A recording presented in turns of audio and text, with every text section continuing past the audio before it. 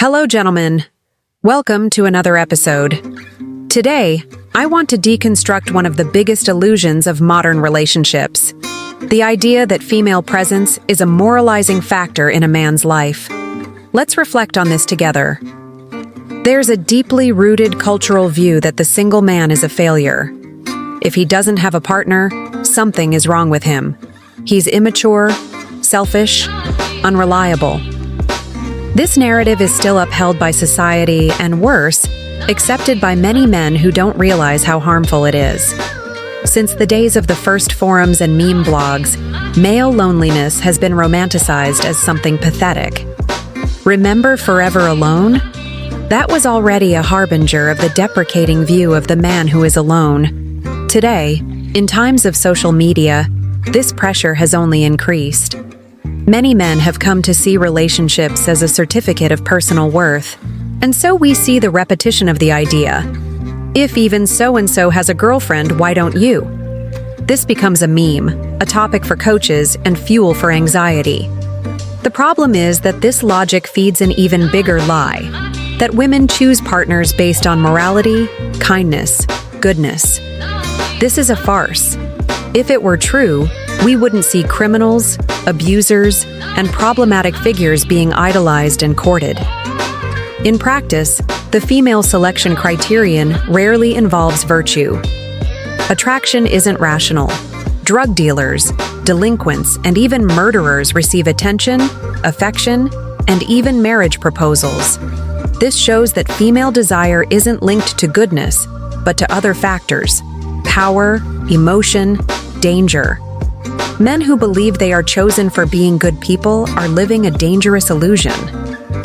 And this illusion has consequences. It generates frustration, low self-esteem, disillusionment with love. And worse, many of these men continue to reinforce the very culture that harms them. Women, unlike men, have group consciousness. They understand that the term women represents each one of them. Men, however, think that when men are spoken of, the problem is with others. This causes many to continue feeding their own oppression.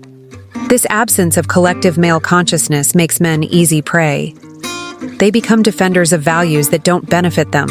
They defend the idea that a partner is a sign of personal evolution, when, in reality, this only makes them dependent on external approval.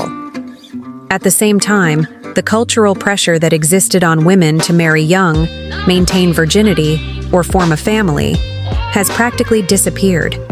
The pejorative labels have been abandoned, but for men they remain firm: single, immature, don't want to marry, selfish, doesn't share income, stingy. This imbalance of demands is part of a broader system that revolves around female interests. It's called gynocentrism, a socio-cultural structure where everything is oriented to serve women, and men merely support this arrangement with their work and sacrifice. Men themselves validate this system when they continue to act as unconditional providers, even without receiving reciprocity. Chivalry, kindness, and emotional effort without return are the norm for many. It's necessary to break this cycle. It starts by rejecting the idea that a relationship is a kind of existential validation. Having a girlfriend doesn't make you better. Not having one doesn't make you worse. A woman isn't a prize for good conduct. When a man begins to see himself as solely responsible for his own worth, he stops depending on female approval. He stops competing for attention and starts acting in his own interest. This change in mindset doesn't require collective movements, marches, or revolutions. It happens silently, individually. Every man who decides not to live under this logic contributes to weakening the system that exploits him.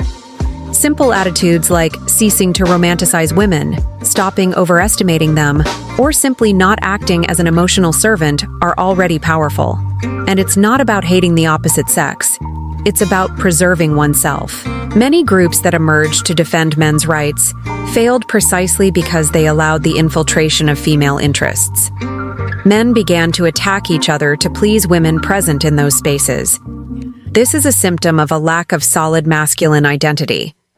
Exclusively male spaces are important for this reconstruction to happen. But even that is difficult.